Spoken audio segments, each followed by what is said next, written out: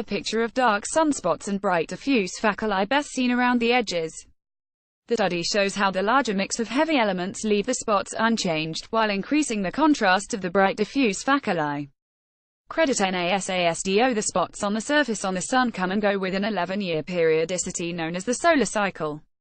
The solar cycle is driven by the solar dynamo, which is an interplay between magnetic fields, convection and rotation. However, our understanding of the physics underlying the solar dynamo is far from complete. One example is the so-called Maunder minimum, a period in the 17th century, where spots almost disappeared from the surface of the Sun for a period of over 50 years. A Rosetta Stone for stellar dynamos. Now, a large international team led by Christopher Karoff from Aarhus University has found a star that can help shed light on the physics underlying the solar dynamo.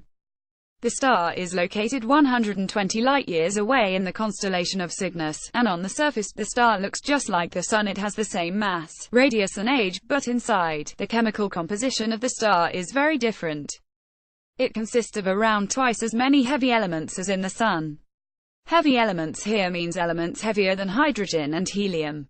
The team has succeeded in combining observations from the Kepler spacecraft with ground-based observations dating as far back as 1978, thereby reconstructing a 7.4-year cycle in this star.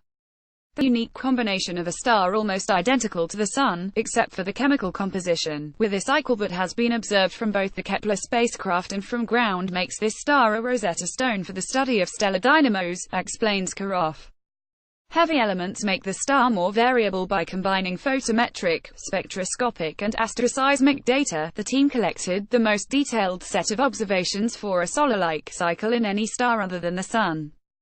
The observations revealed that the amplitude of the cycle seen in the star's magnetic field is more than twice as strong as what is seen on the Sun, and the cycle is even stronger in visible light. This allowed the team to conclude that more heavy elements make a stronger cycle.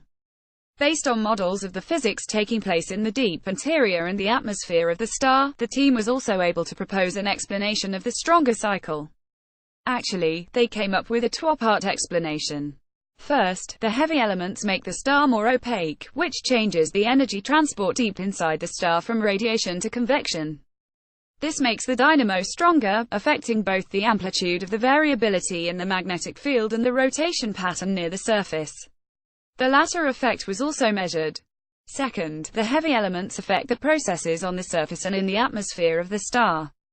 Specifically, the contrast between diffuse bright regions called faculae and the quiet solar background increases as the mix of heavy elements is increased.